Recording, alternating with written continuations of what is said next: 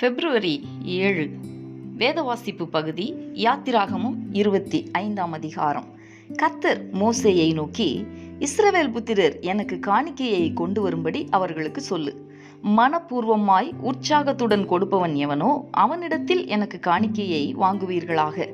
நீங்கள் அவர்களிடத்தில் வாங்க வேண்டிய காணிக்கையாவன பொன்னும் வெள்ளியும் வெண்கலமும் இளநீல நூலும் இரத்தாம்பர நூலும் சிவப்பு நூலும் மெல்லிய பஞ்சு நூலும் வெள்ளாட்டு மயிரும் சிவப்பு தீர்ந்த ஆட்டுக்கடா தோலும் தகசு தோலும் சீத்தி மரமும் விளக்கெண்ணையும் அபிஷேக தைலத்துக்கு பரிமள வர்க்கங்களும் தூபத்துக்கு சுகந்த வர்க்கங்களும் ஏபோத்திலும் மார்பதக்கத்திலும் பதிக்கும் கோமேதக கற்களும் இரத்தினங்களுமே. அவர்கள் நடுவிலே நான் வாசம் பண்ண எனக்கு ஒரு பரிசுத்த ஸ்தலத்தை உண்டாக்குவார்களாக. நான் உனக்கு காண்பிக்கும் வாசஸ்தலத்தின் மாதிரியின்படியும் அதனுடைய எல்லா தட்டுமுட்டுகளின் மாதிரியின்படியும் அதை செய்வீர்களாக. சீத்தி மரத்தினால் ஒரு பெட்டியை பண்ண கடவர்கள். அதன் நீளம் 2.5 முழமும் அதன் அகலம் 1.5 முழமும் அதன் உயரம் 1.5 முழமுமாய் இருப்பதாக. அதை எங்கும் பசும்பொன் தகட்டால் மூடுவாயாக. நீ அதன் உட்புறத்தையும் வெளிப்புறத்தையும் அதனால் மூடி அதன் மேல் சுற்றிலும் பொன்னினால் திறனையை உண்டாக்கி அதற்கு 4 பொன் வளையங்களை வார்ப்பித்து அவைகளை அதன் 4 மூலைகளிலும் போட்டு ஒரு பக்கத்தில் 2 வளையங்களும் மறுபக்கத்தில் 2 வளையங்களும் இருக்கும்படி தைத்து சீத்தி மரத்தால் தண்டுகளை செய்து அவைகளை பொன் தகட்டால் மூடி அந்த தண்டுகளால் பெட்டியை சுமக்கும்படி அவைகளை பெட்டியின் பக்கங்களில் இருக்கும் வளையங்களிலே பாய்ச்ச கடவாய். அந்த தண்டுகள் பெட்டியிலிருந்து கழற்றப்படாமல் அதன் வளையங்களிலே இருக்க வேண்டும். நான் உனக்கு கொடுக்கும் சாட்சி பிரமாணத்தை அந்த பெட்டியிலே வைப்பாயாக. பசும் பொன்னினாலே கிருபாசனத்தை பண்ணுவாயாக. அது 2.5 முழ நீளமும் 1.5 முழ அகலமுமாய் இருக்க கடவது. பொன்னினால் 2 கேருபீன்களை செய்வாயாக. பொன்னை தகடாய் அடித்து அவைகளை செய்து கிருபாசனத்தின் 2 ஓரங்களிலும் வைப்பாயாக. ஒரு புறத்து ஓரத்தில் ஒரு கேருபீனையும் மறுபுறத்து ஓரத்தில் மற்ற கேருபீனையும் பண்ணிவை. அந்த கேருபீன்கள் கிருபாசனத்தின் 2 ஓரங்களிலும் அதனோடே ஏக வேலையாய் இருக்கும்படி அவைகளை பண்ண கடவாய். அந்த கேருபீன்கள் தங்கள் செட்டைகளை உயர விரித்து தங்கள் செட்டைகளால் கிருபாசனத்தை மூடுகிறவைகளும் ஒன்றுக்கொன்று எதிர்முகமுள்ளவைகளுமாய் இருக்க கடவது. கேருபீன்களின் முகங்கள் கிருபாசனத்தை நோக்குகிறவைகளாய் இருப்பதாக. கிருபாசனத்தை பெட்டியின் மீதில் வைத்து பெட்டிக்குள்ளே நான் உனக்கு கொடுக்கும் சாட்சி பிரமாணத்தை வைப்பாயாக. அங்கே நான் உன்னை சந்திப்பேன். கிருபாசனத்தின் மீதிலும் சாட்சி பெட்டியின் மேல் நிற்கும் 2 கேருபீன்களின் நடுவிலும் இருந்து நான் இஸ்ரவேல் புத்திரருக்காக உனக்கு கற்பிக்கப் போகிறவைகளையெல்லாம் உன்னோடே சொல்லுவேன். சீத்தி மரத்தால் ஒரு மேஜையையும் பண்ணுவாயாக. அது 2 முழ நீளமும் 1 முழ அகலமும் 1.5 முழ உயரமுமாய் இருக்க கடவது. அதை பசும்பொன் தகட்டால் மூடி சுற்றிலும் அதற்கு பொன்னினால் திறனையை உண்டாக்கி சுற்றிலும் அதற்கு 4 விரற்கடையான சட்டத்தையும் அதன் சட்டத்திற்கு சுற்றிலும் பொன்னினால் திறனையையும் உண்டாக்கி அதற்கு 4 பொன் வளையங்களை பண்ணி அவைகளை அதன் 4 கால்களுக்கு இருக்கும் 4 மூலைகளிலும் தைக்க கடவாய். அந்த வளையங்கள் மேஜையை சுமக்கும் தண்டுகளுக்கு இடங்களாய் இருக்கும்படி சட்டத்தின் அருகே இருக்க வேண்டும். அந்த தண்டுகளை சீத்தி மரத்தினால் செய்து அவைகளை பொன் தகட்டால் மூடக்கடவாய். அவைகளால் மேஜை சுமக்கப்பட வேண்டும். அதற்குரிய தட்டுகளையும் தூப கரண்டிகளையும் கிண்ணங்களையும் பானபலி கரகங்களையும் பண்ண கடவாய். அவைகளை பசும்பொன்னினால் பண்ண கடவாய். மேஜையின் மேல் நித்தமும் என் சந்நிதியில் சமூக தப்பங்களை வைக்க கடவாய். பசும் பொன்னினால் ஒரு குத்து விளக்கையும் உண்டாக்குவாயாக. அது பொன்னினால் அடிப்பு வேலையாய் செய்யப்பட வேண்டும். அதன் தண்டும் கிளைகளும் மொக்குகளும் பழங்களும் பூக்களும் பொன்னினால் செய்யப்பட வேண்டும். 6 கிளைகள் அதன் பக்கங்களில் விட வேண்டும். குத்து விளக்கின் 3 கிளைகள் அதன் ஒரு பக்கத்திலும் குத்து விளக்கின் 3 கிளைகள் அதன் மறுபக்கத்திலும் விட வேண்டும். ஒவ்வொரு கிளையிலே வாதுமை கோட்டைக்கு ஒப்பான 3 மொக்குகளும் ஒரு பழமும் ஒரு பூவும் இருப்பதாக. குத்து விளக்கிலிருந்து புறப்படும் 6 கிளைகளிலும் அப்படியே இருக்க வேண்டும். விளக்கு தண்டிலோ வாதுமை கோட்டைக்கு ஒப்பான 4 மொக்குகளும் பழங்களும் பூக்களும் இருப்பதாக. அதிலிருந்து புறப்படும் 2 கிளைகளின் கீழ் ஒரு பழமும், வேறு 2 கிளைகளின் கீழ் ஒரு பழமும், மற்ற 2 கிளைகளின் கீழ் ஒரு பழமும் இருப்பதாக. விளக்கு தண்டிலிருந்து புறப்படும் 6 கிளைகளுக்கும் அப்படியே இருக்க வேண்டும். அவைகளின் பழங்களும் அவைகளின் கிளைகளும் பொன்னினால் உண்டானவைகளாய் இருப்பதாக. அவையெல்லாம் தகடாய் அடித்த பசும்பொன்னால் செய்யப்பட்ட ஒரே வேலையாய் இருக்க வேண்டும். அதில் 7 அகல்களை செய்வாயாக. அதற்கு நேர் எதிராய் எரியும்படிக்கு அவைகள் ஏற்றப்பட கடவது. அதன் கத்தரிகளும் சாம்பல் பாத்திரங்களும் பசும்பொன்னினால் செய்யப்படுவதாக. அதையும் அதற்குரிய பணிமுட்டுகள் யாவையும் 1 தாலந்து பசும்பொன்னினால் பண்ண வேண்டும். மலையிலே உனக்கு காண்பிக்கப்பட்ட மாதிரியின்படியே அவைகளை செய்ய எச்சரிக்கையாயிரு. யாத்திராகமம் 26ஆம் அதிகாரம். மேலும் திரித்த மெல்லிய பஞ்சு நூலினாலும் இளநீல நூலினாலும் இரத்தாம்பர நூலினாலும் சிவப்பு நூலினாலும் நெய்யப்பட்ட 10 மூடு திரைகளால் வாசஸ்தலத்தை உண்டு பண்ணுவாயாக. அவைகளில் விசித்திர வேலையாய் கேருபீன்களை செய்ய கடவாய். ஒவ்வொரு மூடு திரையும் 28 முழ நீளமும் 4 முழ அகலமுமாய் இருப்பதாக. மூடு திரைகள் எல்லாம் ஒரே அளவாய் இருக்க வேண்டும். 5 மூடுதிரை ஒன்றோடொன்று இணைக்கப்பட்டிருக்க வேண்டும். மற்ற 5 மூடுதிரைகளும் ஒன்றோடொன்று இணைக்கப்பட்டிருக்க வேண்டும். இணைக்கப்பட்ட ஒரு மூடுதிரையின் கடை ஓரத்தில் இளநீல நூலால் காதுகளை உண்டு பண்ணு. இணைக்கப்பட்ட மற்ற மூடுதிரையின் கடை ஓரத்திலும் அப்படியே செய்வாயாக. காதுகள் ஒன்றோடொன்று இணையும்படி ஒரு மூடுதிரையில் 50 காதுகளையும் இணைக்கப்பட்ட மற்ற மூடுதிரையின் ஓரத்தில் 50 காதுகளையும் உண்டு பண்ணுவாயாக. 50 பொன் கொக்கிகளையும் பண்ணி மூடுதிரைகளை ஒன்றோடொன்று அந்த கொக்கிகளால் இணைத்து விடுவாயாக. அப்பொழுது அது ஒரே வாசஸ்தலமாகும். வாசஸ்தலத்தின் மேல் கூடாரமாக போடும்படி ஆட்டு மயிரால் 11 மூடுதிரைகளை உண்டு பண்ணுவாயாக. ஒவ்வொரு மூடுதிரை 30 முழ நீளமும் 4 முழ அகலமுமாய் இருக்க வேண்டும். 11 மூடுதிரைகளும் ஒரே அளவாய் இருக்க வேண்டும்.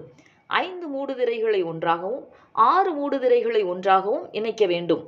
6ஆம் மூடுதிரையை கூடாரத்தின் முகப்பிற்கு முன்னே மடித்து போடுவாயாக. இணைக்கப்பட்ட ஒரு மூடுதிரையின் கடை ஓரத்தில் 50 காதுகளையும் இணைக்கப்பட்ட மற்ற மூடுதிரையின் ஓரத்தில் 50 காதுகளையும் உண்டு பண்ணி 50 வெண்கல கொக்கிகளை செய்து கொக்கிகளை காதுகளில் மாட்டி ஒரே கூடாரமாகும்படி அதை இணைத்து விடுவாயாக. கூடாரத்தின் மூடுதிரைகளில் மிச்சமான பாதி மூடுதிரை வாசஸ்தலத்தின் பின்புறத்தில் தொங்க வேண்டும். கூடாரத்தினுடைய மூடுதிரைகளின் நீளத்திலே மீதியானதில் இந்த புறத்தில் 1 முழமும் அந்த புறத்தில் 1 முழமும் வாசஸ்தலத்தை மூடும்படி அதன் பக்கங்களிலே தொங்க வேண்டும். சிவப்பு தீர்ந்த ஆட்டுக்கடா தோலினால் கூடாரத்திற்கு ஒரு மூடியையும் அதன் மேல் தகசு தோலால் ஒரு மூடியையும் உண்டு பண்ணுவாயாக.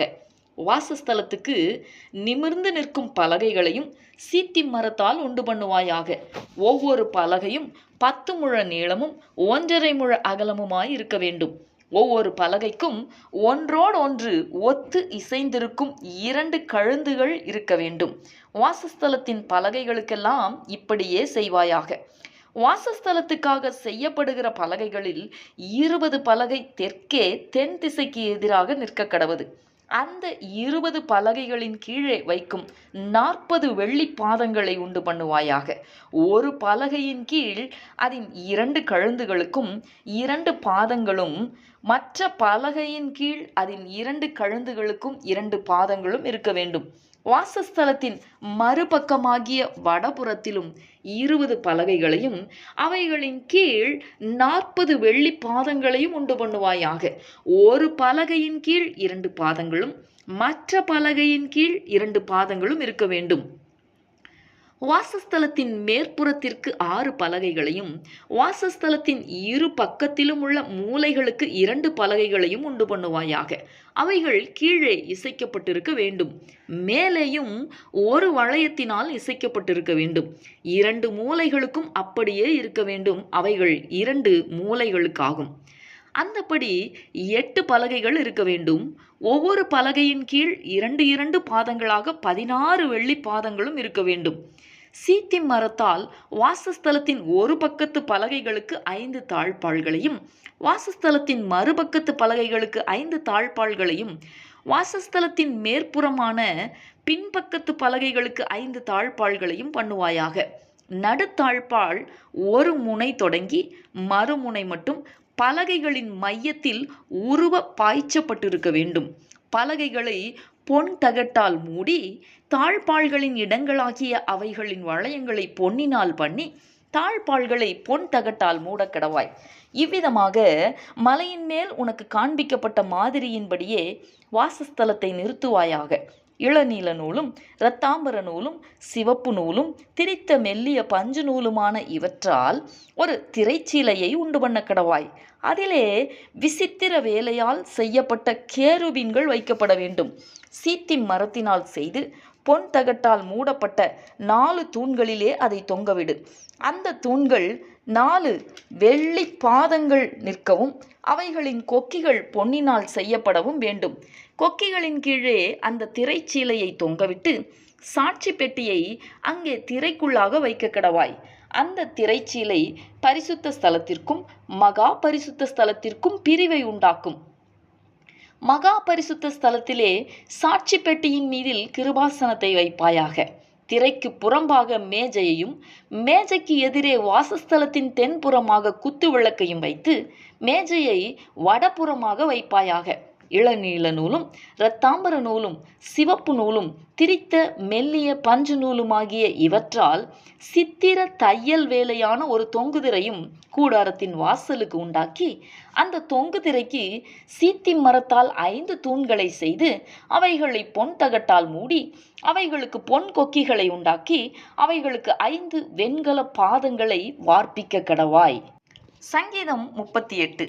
கர்த்தாவே, உம்முடைய கோபத்தில் என்னை கடிந்து கொள்ளாதேயும், உம்முடைய உக்கிரத்தில் என்னை தண்டியாதேயும். உம்முடைய அம்புகள் எனக்குள்ளே தைத்திருக்கிறது, உமது கை என்னை இருத்துகிறது. உமது கோபத்தினால் என் மாம்சத்தில் ஆரோக்கியமில்லை, என் பாவத்தினால் என் எலும்புகளில் சௌக்கியமில்லை. என் அக்கிரமங்கள் என் தலைக்கு மேலாக பெருகிற்று, அவைகள் பாரச்சுமையைப் போல என்னால் தாங்கக்கூடாத பாரமாயிற்று. என் மதிகேட்டு நிமித்தம் என் புண்கள் அழுகி நாற்றம் எடுத்தது. நான் வேதனைப்பட்டு ஒடுங்கினேன், நாள் முழுதும் துக்கப்பட்டு திரிகிறேன். என் குடல்கள் எரிபந்தமாய் எரிகிறது, என் மாம்சத்தில் ஆரோக்கியமில்லை. நான் பலனற்று போய் மிகவும் நொறுக்கப்பட்டேன், என் இருதயத்தின் கொந்தளிப்பினால் கதறுகிறேன். ஆண்டவரே, என் ஏக்கங்களெல்லாம் உமக்கு முன்பாக இருக்கிறது, என் தவிப்பு உமக்கு மறைவாய் இருக்கவில்லை. என் உள்ளம் குழம்பி அலைகிறது, என் பலன் என்னை விட்டு விலகி என் கண்களின் ஒளி முதலாய் இல்லாமல் போயிற்று. என் சிநேகிதரும் என் தோழரும் என் வாதையை கண்டு விலகுகிறார்கள், என் இனத்தாரும் தூரத்திலே நிற்கிறார்கள். என் பிராணனை வாங்க தேடுகிறவர்கள் எனக்கு கண்ணிகளை வைக்கிறார்கள். எனக்கு பொல்லாங்கு தேடுகிறவர்கள் கேடானவைகளை பேசி நாள் முழுதும் வஞ்சனைகளை யோசிக்கிறார்கள். நானோ செவிடனைப் போல கேளாதவனாகவும் ஊமையனைப் போல வாய் திறவாதவனாகவும் இருக்கிறேன். காது கேளாதவனும் தன் வாயில் மறு உத்தரவுகள் இல்லாதவனுமாயிருக்கிற மனுஷனைப் போல் ஆனேன். கர்த்தாவே, உமக்கு காத்திருக்கிறேன். என் தேவனாகிய ஆண்டவரே, நீர் மறு உத்தரவு கொடுப்பீர். அவர்கள் என் நிமித்தம் சந்தோஷப்படாதபடிக்கு இப்படி சொன்னேன். என் கால் தவறும் போது என் மேல் பெருமை பாராட்டுவார்களே. நான் தடுமாறி விழ ஏதுவாய் இருக்கிறேன். என் துக்கம் எப்பொழுதும் என் முன்பாக இருக்கிறது. என் அக்கிரமத்தை நான் அறிக்கையிட்டு என் பாவத்தின் நிமித்தம் விசாரப்படுகிறேன். என் சத்துருக்கள் வாழ்ந்து பலத்திருக்கிறார்கள். முகாந்திரம் இல்லாமல் என்னை பகைக்கிறவர்கள் பெருகி இருக்கிறார்கள். நான் நன்மையை பின்பற்றுகிறபடியால் நன்மைக்கு தீமை செய்கிறவர்கள் என்னை விரோதிக்கிறார்கள். கர்த்தாவே, என்னை கைவிடாதேயும். என் தேவனே, எனக்கு தூரமாயிராதேயும்.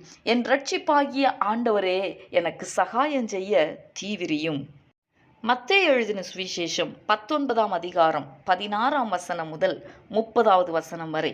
அப்பொழுது ஒருவன் வந்து அவரை நோக்கி, நல்ல போதகரே, நித்திய ஜீவனை அடைவதற்கு நான் எந்த நன்மையை செய்ய வேண்டும் என்று கேட்டான். அதற்கு அவர், நீ என்னை நல்லவன் என்று சொல்வானேன்? தேவன் ஒருவர் தவிர நல்லவன் ஒருவனும் இல்லையே. நீ ஜீவனில் பிரவேசிக்க விரும்பினால் கற்பனைகளை கைக்கொள் என்றார். அவன் அவரை நோக்கி, எவைகளை என்று கேட்டான். அதற்கு இயேசு, கொலை செய்யாதிருப்பாயாக, விபசாரம் செய்யாதிருப்பாயாக, களவு செய்யாதிருப்பாயாக, பொய் சாட்சி சொல்லாதிருப்பாயாக, உன் தகப்பனையும் உன் தாயையும் கனம் பண்ணுவாயாக, உன்னிடத்தில் நீ அன்பு கூறுவது போல பிறனிடத்திலும் அன்பு கூறுவாயாக என்பவைகளையே என்றார். அந்த வாலிபன் அவரை நோக்கி, இவைகளையெல்லாம் என் சிறு வயது முதல் கை கொண்டிருக்கிறேன், இன்னும் என்னிடத்தில் குறைவு என்ன என்றான். அதற்கு இயேசு, நீ பூரண சற்குணனாய் இருக்க விரும்பினால் போய் உனக்கு உண்டானவைகளை விற்று தரித்திரருக்கு கொடு, அப்பொழுது பரலோகத்தில் உனக்கு பொக்கிஷம் உண்டாயிருக்கும், பின்பு என்னை பின்பற்றி வா என்றார்.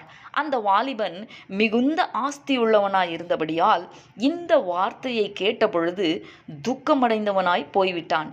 அப்பொழுது இயேசு தம்முடைய சீஷர்களை நோக்கி, ஐஸ்வர்யவான் பரலோக ராஜ்யத்தில் பிரவேசிப்பது அரிதென்று மெய்யாகவே உங்களுக்கு சொல்லுகிறேன். மேலும் ஐஸ்வர்யவான் தேவனுடைய ராஜ்யத்தில் பிரவேசிப்பதை பார்க்கிலும் ஒட்டகமானது ஊசியின் காதிலே நுழைவது எளிதாயிருக்கும் என்று உங்களுக்கு சொல்லுகிறேன் என்றார். அவருடைய சீஷர்கள் அதை கேட்டு மிகவும் ஆச்சரியப்பட்டு, அப்படியானால் யார் ரட்சிக்கப்படக்கூடும் என்றார்கள்.